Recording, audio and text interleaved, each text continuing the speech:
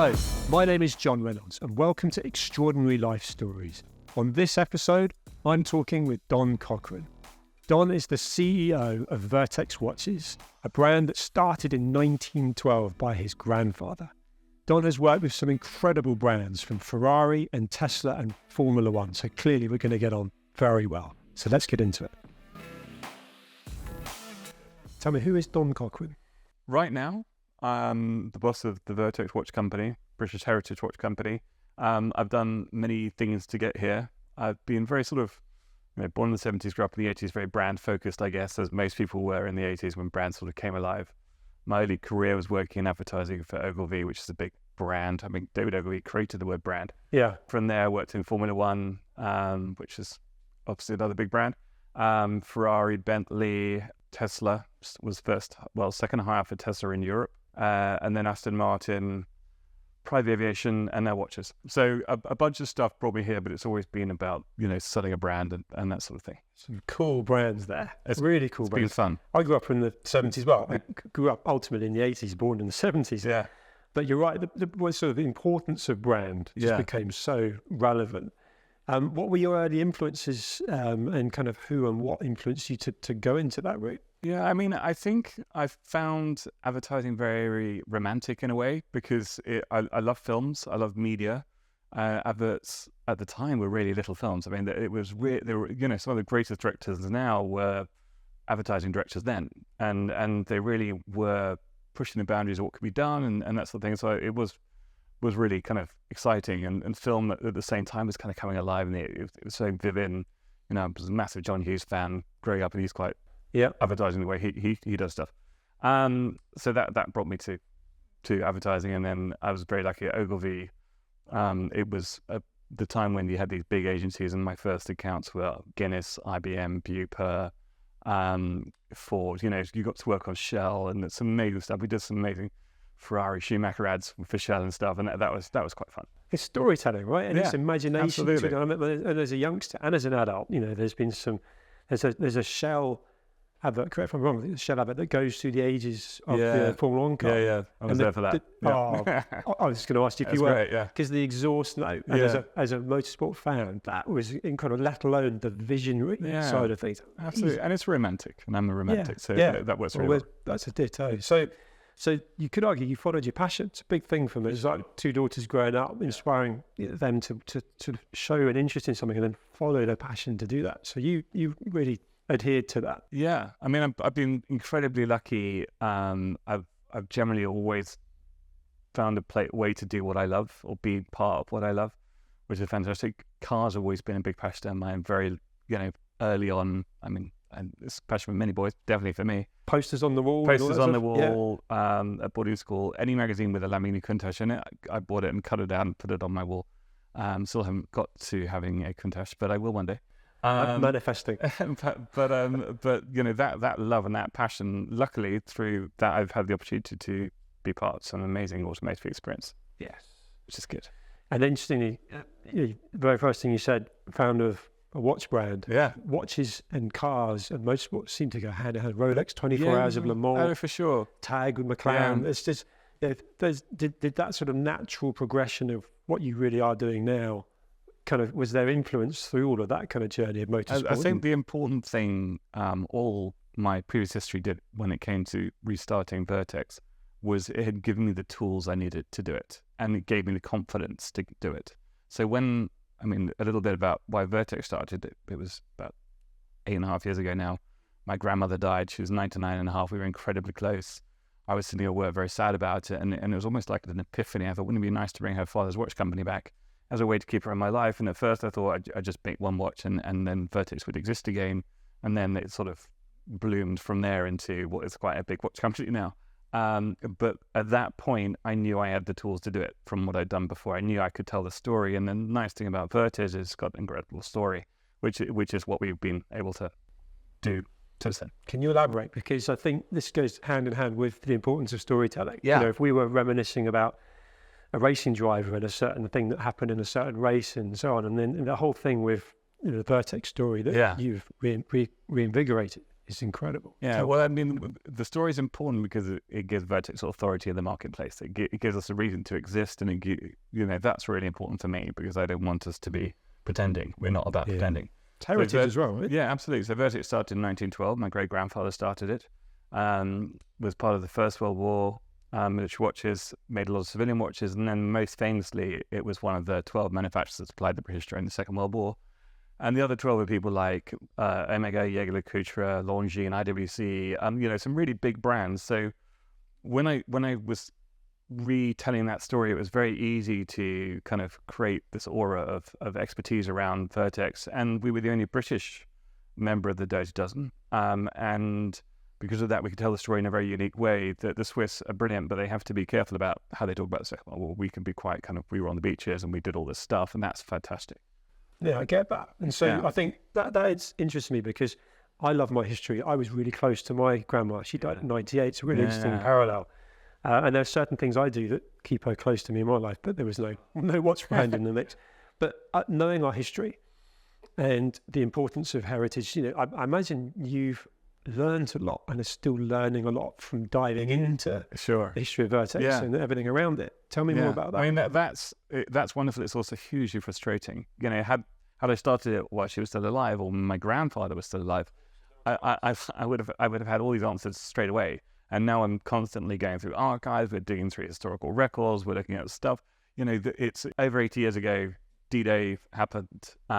That's a long time when records aren't maintained and stuff. There were a lot of the records were lost in the 1976. I think it was the Royal Signals Corps actually had a fire which burned all the records regarding watches during the Second World War, which is very frustrating. So we sort of piece things together from first-person testimony, and there's fewer of those people available anymore. And then just digging through archives and stuff. And we're very lucky to be working very closely with some amazing historians for that. So you're learning loads. And I think the other thing as well is that flips me to the kind of thinking about the demographic of buyer. So I'm interested in storytelling and history. And I think whether you're a certain age, you're showing interest in that, it may not be as a youngster. Yeah. Dare I say Americans in particular? So America. So I'm just interested who's the buyer for the America's at 67% of our market, so it's a massive part of our market, and the Americans really do cherish that history, that part of their history. Yeah. So that's great. The next biggest market is the UK for us, which is obviously great. And I think as you do get older, you do yearn more to know, how did I get here? Who were my grandparents? What did they do? And that sort of thing, or great grandparents necessarily. And they did do remarkable things. It was a remarkable time. In America, they call it the greatest generation. Those people that actually served and went out there and fought for the freedoms that we sort of take for granted somewhat today. And it's amazing, and it's real, and it's vivid. And I think that's really important. Totally. So with your almost cross-fertilizing your interests, so you've got Vertex now was a passion project to come kind of proper business. Yeah. And then you've got that passion for motorsport and cars. Yeah. So a Vertex Ferrari watch, then you can kind of have a conversation. Well, so annoyingly, Ferrari working with Jamil, and that they've got a little bit more marketing budget than we do at the moment. Sadly, not for long. Give me a little bit of time. Yeah. I mean, it's we sponsor Cochrane car company, so their road series in the UK, we sponsor that, and we get involved with a bit of the historic stuff. Which is nice, and we've got a great relationship with people like Goodwood and stuff, which is super fun too. Yeah. But my life also still involves a little bit of work outside of Vertex, and that does take me a bit closer to Formula One still, so that's quite fun. Tell me more about that. So before I started Vertex, I was president of a private jet company called VistaJet, which is an amazing company that I'm still very fond of today. And although I kind of left it to do Vertex Archer because Vertex took over my life a bit, I'm now sort of being dragged back a bit. Now that I've got more people working with Vertex, I can spend more time with VistaJet. One of the things VistaJet does is we sponsor Ferrari. So we sponsor the F1 stuff, we sponsor the Clienti Challenge Cup and that sort of thing, and now World Endurance Car. So we have our own World Endurance Car team. So I get to do a lot of playing around that stuff. That's awesome. It's not bad. And I'm a fan, so I see it from, either watching on the TV or being to races. And I've been to kind of, I guess you call it the corporate hospitality a few times, but as someone that's worked in that environment, is the glam still the same inside, or is it kind of hard work and people stress? It's really interesting. I mean, it's absolutely. I mean, a motor race can be just sitting in a cold car park.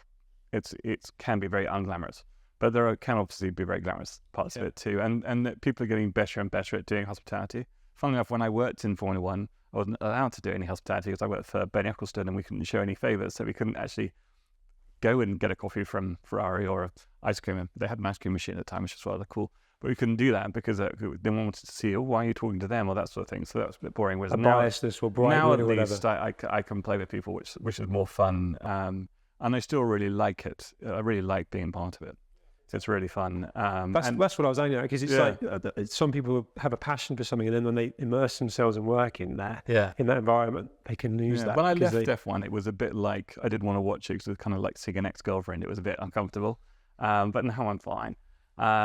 It's very different. And it's, F1's gone through an incredible transformation. I know maybe it's not as fun to watch right now with the dominance of Red Bull, but it's still really interesting and great characters, and I'm very lucky to get quite close to them, which is quite fun. Don't want to get too sidetracked, but Drive to Survive, the whole thing, we've grown up through the whole history of it being a sport. Yeah. It was a bit more like a show now. Yeah, but then, of course, someone, I think Mark Blundell, who was sitting where you are now a few weeks ago, was like, but it hasn't done Formula One any harm, has it? No, it really hasn't. And it's brought a lot more eyeballs to it. And that's a good thing. I mean, all sports need money, and money comes from people watching it. So that's super helpful. I want to talk about you. Ultimately, sitting here, you're an entrepreneur. You've taken Vertex from a dormant name to a fast-growing brand now. What's the journey been like for you? It's been really, really interesting. I mean, I think the first thing that I think it's worth pointing out is that, everyone suffers from imposter syndrome, as do I. The only way I could do this was being incredibly blinkered about it.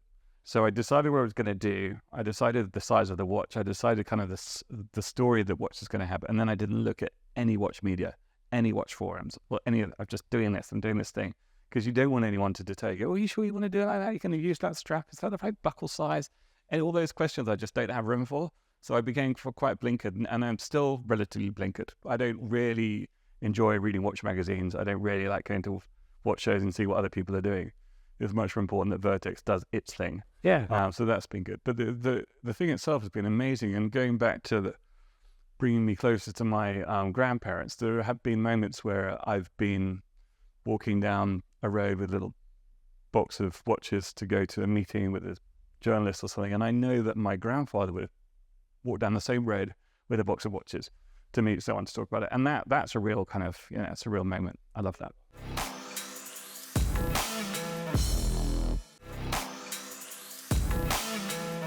And I think a lot of kind of talk in the entrepreneur side of things and business side of things is almost like that kind of, particularly with the glam of Formula One and VistaJet, is the kind of insta, and yet business is hard. Yeah. I'm interested to know your relationship with things that perhaps haven't gone right, haven't gone the way you wanted, and whether you've learned from that, and actually potentially that's given you an avenue that you wouldn't have had if you hadn't tried and failed, and then that's worked for you. I mean, we structured the company very simply, but in a rather sophisticated way. So we work with some great manufacturing partners in Switzerland who take care of a lot of things at a very high level. It means that our watches cost us a lot to manufacture, but the quality levels are very high. So that's really important to me. But that means that the watches are guaranteed at that point, that they're serviced at that point, that sort of thing, which helps protect Vertex from someone who had potentially bought their own dials, their own hands, their own movements, their own cases, and then putting them together. So we simplify things in a way by working with a very sophisticated manufacturing partner, which is great, which helps us from making too many mistakes. There are obviously little things you do. There's a lot of learning. I mean, there's a lot of learning about how to tell the story. I was thinking that marketing. Yeah, we grew up in a time when if you had a review in a magazine, that was like, oh, you must be doing really well. You're in this great magazine. They say you're the best watch in the world. That's great. And you get that review and you think, well, tomorrow the phone will be ringing off the hook and we'll sell 1 million watches, and no one calls. But you get a YouTuber who's got 200 followers going, I love this watch, and suddenly you sell 15 watches. And it's really interesting how that's learning has come about for me, understanding how that works. And with your, dare I say, potential connections with the career you've had and got, and that power of influences, I'm seeing this in other businesses I'm involved in where, if you had Ed Sheeran talking about something in the mental health space that then points it in the direction of loads of people will go. Yeah. What about some of the people in motorsport or that fraternity and wearing a Vertex watch? Is that on the cards? I mean, there's the other thing. We do a little bit of that. We haven't done any paid influencers yet. We're very lucky that I've got some. I mean, you know, when you get to a certain age, you've worked with a lot of people, and the people that you started out on the same desk with are now running companies or that sort of thing. So it's really, really nice to be able to get into a room relatively easily and have a conversation really easily. Also, obviously, doing things like Tesla, it made me very visible to a lot of journalists. And so when it came to doing Vertex, it was very easy for anyone to go, oh, I'm doing this thing now. Do you want to have a chat about it? And they're like, oh, yeah, sure, we'll have a chat. So that was really helpful. Power of influences. I think yes. It's like, what I like is you're growing it organically. Yeah. So you just said it. You're not paying, bad example, potentially Sebastian Vettel. He's not racing anymore. I just picked him, but he's out there as someone that if he was photographed and he's kind of I don't know. You haven't gone that route. Yeah, I just don't know how much influences have. That's my concern. So we'd be very lucky to have a few people wear our watches, who have millions of followers on Instagram, for instance, 3 or 4 or 5 million, and they post a picture and you're like, oh yeah, this is going to do great things as well, and you don't see. I'd settle for another 1,000 Instagram followers, but you don't even see that. And so that concerns me slightly, that finding the right point for that influence is complicated. Now, we work a lot with military personnel, and for us, that's a very important, I wouldn't call them influencers, but they're real and we're real, and that's very important. So that's the more important part of our business, I think, than maybe chasing Sebastian Vettel. What I like about that is the association. So the amount of people that are associated from a family and friends and from an aspirational stroke respect, i.e. heroes. If people know that's a brand that is, dare I say, sort of associated in supporting veterans and soldiers, that's actually cool marketing in itself. Yeah. Let alone then the storytelling that goes back to 1912. But again, for us, it's about being real. It's about having integrity, and that's really important. I think, the brand itself reflects the 1920s to 1940s Britishness, which was kind of integrity and behaving well and being proud of who you are and that kind of stuff. Yeah. It's again a more romantic time potentially, but it's very important for us to have that same integrity now. So if you come to our little boutique in Shepherd Market in Mayfair, it's very kind of old fashioned, and I kind of like that, but not in a pastiche kind of way. It feels nice. It feels good. Oh, I like that. We've got a question that's more personal to you, actually, just touching on the fact that you're an entrepreneur, you're in business, and you had a career that's in that sort of beautiful surroundings, everything's Formula One and jets and so on. How have you prioritised your own mental and physical health? Keeping fit, you're surrounded by these guys that are in ice baths for 4 minutes at a time and so on. How important is it to you to keep fit? What do you do? What works for you? Yeah, well, I kind of joke that I've got the same fitness level as a chemo patient. I really don't do any of that stuff. I get bored very quickly, so I don't have time. I don't get into going to the gym. I don't get into spinning and all that sort of thing. I do some press ups every other day, and that comes from starting doing the Cresta run about 4 years ago with some friends. You just need a bit of upper body strength to control the sled. But that's really what I do. I try not to drink too much, try to eat relatively healthily, but I like food and I like drinking, so it's hard. Well, it's a key part of, I imagine with the work that you do, the corporate entertaining and so on, it's a part of what you have to do. For sure, right? Absolutely. And it's something I love. It's part of the reason I do it, so that's good. What about mental health? It goes hand in hand with doing press-ups and keeping fit and enjoying what you do, which is very clear. I can see that in context of when you talk about it. But, a man-to-man talking to each other, we might admit that we've pulled a hamstring or done something when you were with a personal trainer, but we may not have that conversation very openly about the fact that we're struggling with, our finances or our work or family. And even more than that, actually having help with that. What's been your journey with mental health? Sometimes it's hard when things are going in the right direction and you're feeling like you're the one making every decision, because I am the one making every decision. In the end, it's all about what I decide. Yeah. And that's a lot of pressure for a person.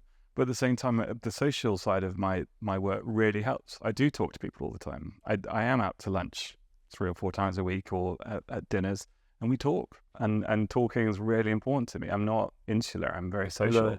And so that's my therapy. I mean, that's how I remain calm. And when I'm not feeling great, people remind you that you're doing okay, and that's enough. Or sometimes they just distract you with a different thing, and I get to disappear off and do something crazy, and then come back and I'm refreshed. Yeah, there must be a lot of traveling involved in what you do, and actually, but what you said in terms of that connection, it's a key part of longevity. Actually, I learned this through Jim Melanie, who again I've interviewed, who's the biggest investor I think in longevity, and he said that people when they retire and then cut themselves off from colleagues or from that every day, they might have had a sociable role. Yeah. That's actually when they effectively age. Yeah. And potentially then the brain shuts down. So actually this whole human connection, we need it. We thrive off it. No, for sure. It's the most important thing in my life is being social, being in the world. Yeah, I get that. And flipping that back actually to Vertex, you were really quite smart with the marketing. I don't think you do it anymore, but when you first started, you used that power of connection and almost invitation only. Yeah, well, I mean, it was done for a number of reasons, and it had a number of different effects. So when Vertex first started, I was kind of a little bit sick of conspicuous consumerism, the idea that I'm good because I have this thing because I paid for it. That I wanted it to be not about the money. I wanted it to be more about belonging to something. I mean, you buy a brand to belong to a thing, or you become part of a brand to belong to a thing.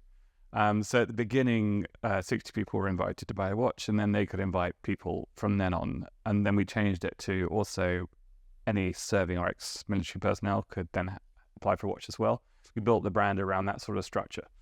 And it was really great. The interesting thing, it worked really well in the UK, but in America, it didn't work very well. Because in America, they see money as a democratizer. They feel like I have money, therefore I can do whatever I want. Yeah. And so they got quite angry with Vertex for saying, well, I want one, I can't have one. So we had to change things a little bit. And now we don't do that so much. We only do it on specific military models. But it was an interesting way to start. And I'm kind of pleased I tried it. It was good to have a go. And in context of growing the brand far and wide, do you plan to do that? Do you plan to bring in different models and ranges that grow? Yeah, I mean, within the organic framework that we have at the moment, I mean, it's expensive to make watches. You spend a lot of money buying the parts and building the things, and it takes a long time to realize that. So it's an expensive thing to do, but there's things I want to do. So we made a monopusher, which is a single button chronograph because I love monopushers. We made a dive watch because I love diving, and that's great because I wanted to be the best dive watch it can be, and it is, and I love that too. There's still a couple of things on the list of things I like. There's a GMT world timer. We probably need to do that. And then we're launching a 36mm, which is the same size as the original watch that we made for D-Day this year. So that'll be fun too. That's cool. We touched on the challenges of can ultimately what could be failures and challenges. Flipping that to the fact that you've successfully revitalised Vertex and been successful in your career, if you like. Sitting here now, how would you define success? I mean, success for Vertex was basically bringing it back to the world. If you'd Googled Vertex when I first came up with the idea, there's maybe 2 or 3 articles about Vertex you would have found. Now there is pages and pages and pages and pages, and we've been in every magazine and paper in the world, and so that job's done. Tick, that's done. That's success in that place. It's the name of my great grandfather's back out there, and the name of my grandfather's out there. That will now never go away. So that was successful. Finding success or defining success in the longer term is very difficult because it's you're never happy with what you've succeeded because you're always looking to get to the next bit. I like aspiration paradox. It's about the journey. That's kind of where I was going with the question because I find that really interesting. But because you're in business, we're both in business, and then there's everything that goes with life. Yeah. Really, what I was asking you is you could have told me, I said, I want Vertex to be on the, want to be sponsoring the 24 hours or something. It's not, you haven't got one set. No, and to me, I mean, life mission is 2 life rules is like you're only allowed to see the world, and it's about moments, not money. So, that's what I cherish the moments I get to do, the things I get to see, the people I get to meet. And Vertex has helped me do that. VistaJet helps me do that. Everything I've done has helped me achieve that. And I know that a 12-year-old Don, if he could see me now, would be blown away with what I've been able to do. And that's really lovely. That's cool. And actually flipping that back to perhaps not 12-year-old, but kind of coming into late teens, a youngster coming through aspirations to have a career that could be VistaJet or Formula One and Ferrari, Aston Martin, Tesla. What advice would you give them? I mean, really believe that you can do it. I mean, the best thing you can, when you meet anyone, when you interview anyone, is if they believe in themselves. It's the sexiest thing in the world. And, you know, it is possible. I mean, it's as possible now as there's ever been. If anything, it's more. There's more people working in the industry. The industry is growing all the time. There's more options. It's more visible to see routes into it. It used to be quite opaque, and now you can you know, peel back the layers a bit. Yeah, for sure. And with those names I just mentioned, some of them are amazing. You must have some quite cool stories, some quite cool memories. What stands out? And I know I'm being potentially vague, but there's one thing stand out: being part of Ferrari, being part of. I mean, a month and a half ago, I was at an event for the launch of our World Endurance Car team in Milan, and Carlos and Charles Leclerc were there, and we had to go to a restaurant which is about 45 minutes away, and Carlos and me jumped in the car together, and I got to hear his story from him on the way there, and that was just, and he just, you know, gone through the contract negotiations this year, and some other stuff was happening. It was just really nice to be in that moment, and it's those moments I love. I've also, you know, done things with Vertex where within the first year of Vertex there was a thing called Salon QP at Saatchi Gallery in London, and there was one hall which was curated by the people that had created the Salon QP watch show, and in that hall was Panerai, IWC, I think Bremont, and us. That's 9 months after we relaunched the brand, and it was amazing that Vertex not only could be in that room, but was in that room, and that people, no one was going, well, why are they there? And we were like, oh, that's so cool. And that was an amazing moment. So those little things are great. That's cool. That's really personal as well, because Charles and Carlos is like kind of a cool moment in time, and you know, we see them on the TV. You're having a personal chat, but that Vertex in the company of for sure those brands that's really cool. It's amazing, and you know, being on the front of, I think it was the Telegraph Time, and it was us and Panerai and Patek and IWC and blah blah blah, and that's amazing that we can sit next to those brands and people accept it, and that's fantastic. Yeah, but there's a bit of juggling here. You know, I know you're a dad. You mentioned that having got Vertex set up and feels like it's not only established, but you could ultimately go and do more stuff with a passion with VistaJet. How do you juggle? It's not necessarily easy. I've got a great team at Vertex now. Hugo, Robin, Rob, Julia, they're all fantastic, and they do brilliant things. Which has allowed you to spend less time. And that's exciting. And it's exciting to build a company when you get to that point and you realize I don't have to be there all the time. It's a skill as well, by the way. Especially as a founder. People just stay on and don't delegate, and that's good. And I like to think they all have a bit of ownership too, which is great. So that's been exciting, and it does allow me to free things up a bit, but it's not easy balancing. And you know, you never stop working. I never stop working. No. Well, I'll be asking, if you sold it, I'll be asking you that. Tell me how to do it, because it's a constant thing. If you're trying to spin some rights, it's and it's all about momentum with brands. It's all about, you know, the minute they stop talking about you, then it's not happening anymore. Yeah. So maintaining momentum, maintaining that story, planning product cycles 3, 4, 5 years ahead, planning press cycles a year ahead, and that sort of thing, and marketing activity a year ahead. There's a lot going on all the time. Yes. And so you're not living in the moments a lot of the time. You're already planning well ahead, and that can be a little bit frustrating. So occasionally, I'm not very good at it, but occasionally I like to just kind of sit down and just reflect on where we're at, and that's important. You know, that's almost part of the mental health question as well. So there's been a amount of people that don't, and I can be guilty of it, don't stop, because sometimes that can be your best work. Yeah. Because you can suddenly see the wood from the trees, you know, you suddenly get perspective. Whereas when you're running at 1,000 miles an hour, trying to do all the things you're doing, you can get a bit swamped. No, for sure. Yeah. Well, I love the fact that you've made time to speak with me today. I was looking forward to it. It's a great pleasure to be here. All the things we talked about are really interesting to me. So thank you, Don. Right. Appreciate you talking. Cool. Cheers.